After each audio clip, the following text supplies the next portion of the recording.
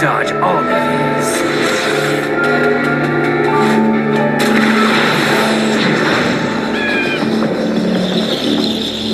What if Itachi never died, and pain never destroyed the leaf? It begins with a single choice. Itachi lives, not by miracle, not by mercy, but by design. In this version of the story, Itachi defeats Sasuke, but spares him again.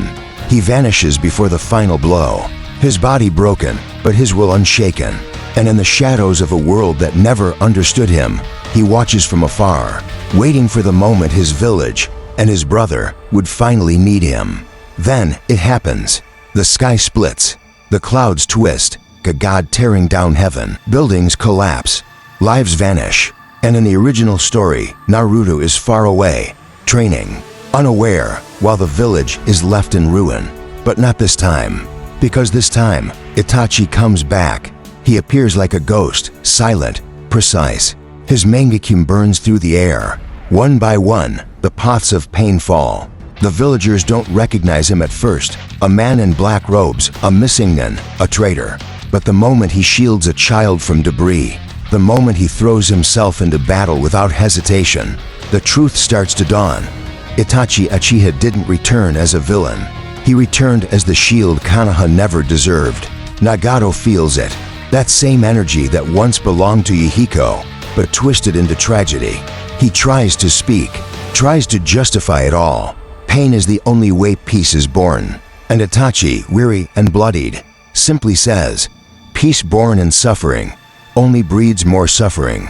They clash, gods in human skin, ideals made flesh. And for once, Itachi doesn't hold back, not because he's angry, but because he finally believes he's allowed to protect without shame. The leaf survives, not a crater, not a smoldering grave. A village battered, but alive. Naruto returns not to rubble, but to hope. And standing there, just beyond the gates, is a man he never truly knew, but always felt. The reunion is quiet. Naruto doesn't scream, doesn't ask questions. He just stares at Itachi, eyes wide, voice trembling. "Why? Why did you save us?" And Itachi, for the first time in years, smiles softly. "Because I wanted you to grow up in a world that didn't need people like me." But peace is never perfect. The world still fears what it doesn't understand. Danzo still whispers in the dark. Sasuke still burns with questions. And the Uchiha name still carries a scar. But this time, Itachi is there to answer for it. Not with lies, not with silence, but with truth. He becomes a ghost in the leaf, a myth walking among the people. Never asks for thanks, never wants redemption. He just walks beside his brother, stands behind Naruto, and finally lives, not as a weapon, but as a man. "I died a villain in the world you knew, but maybe your living in silence was my real punishment." Would the world still need heroes if the ones it cast out came back to save it? Comment if Itachi deserved to live.